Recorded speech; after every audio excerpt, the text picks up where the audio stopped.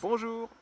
En quittant Rio de Janeiro, nous avons rejoint la Costa Verde, une zone de littoral comprise entre la ville de Rio et Paraty.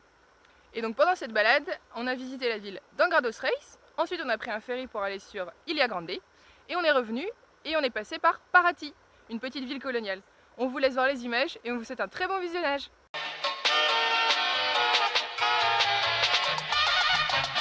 One, two, three, jump!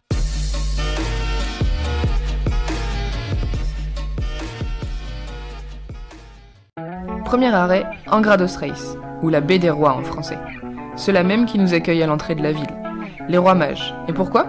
Parce que la ville aurait été découverte le jour de l'Épiphanie en 1502. Tout s'explique.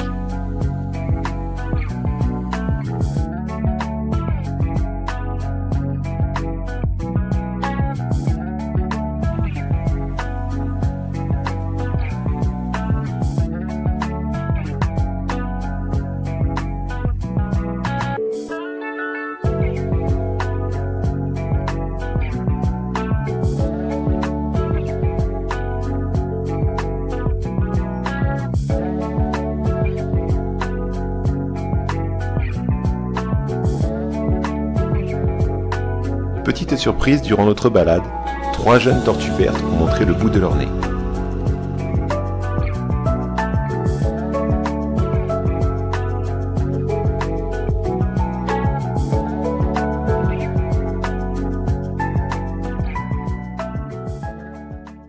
On part où?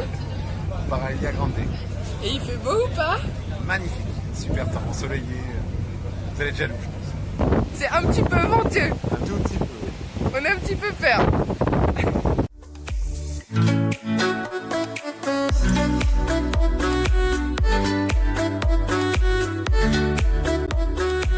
La baie d'Angra dos Reis compte 365 îles. On n'en a fait qu'une.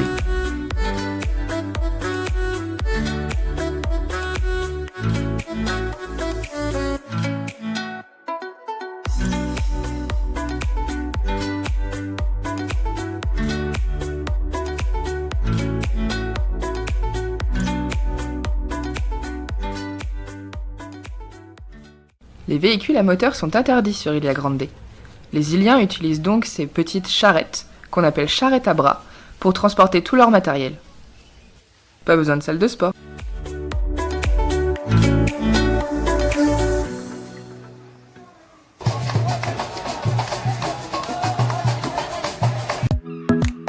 La pluie n'aura donc duré que le temps de la traversée, laissant place à un très beau ciel bleu.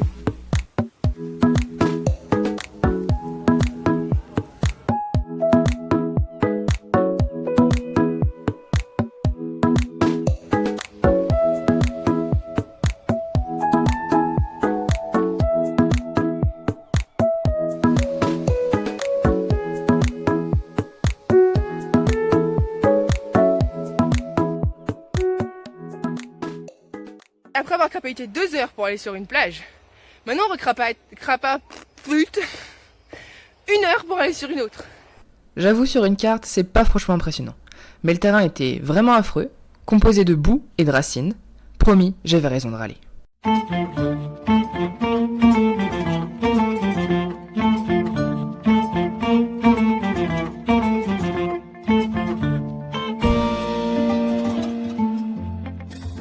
l'a fait! Ça y est. Et donc maintenant, pour se remettre de tout ça, Eh ben une petite caipirinha. Allez, c'est parti.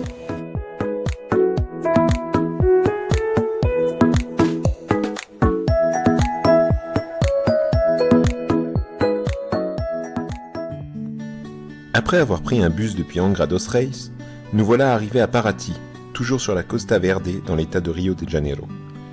Cette ville à l'architecture coloniale portugaise a été fondée il y a 353 ans à 5 mètres au-dessus du niveau de la mer. De ce fait, certaines de ces rues pavées de pierres irrégulières sont parfois inondées avec les marées. Comme elle était un point de passage principal de la première route de l'or, la ville s'est enrichie rapidement pendant 2 siècles avant d'être pratiquement abandonnée quand une autre route s'est ouverte. Elle est devenue par la suite très importante pour la culture de canne à sucre.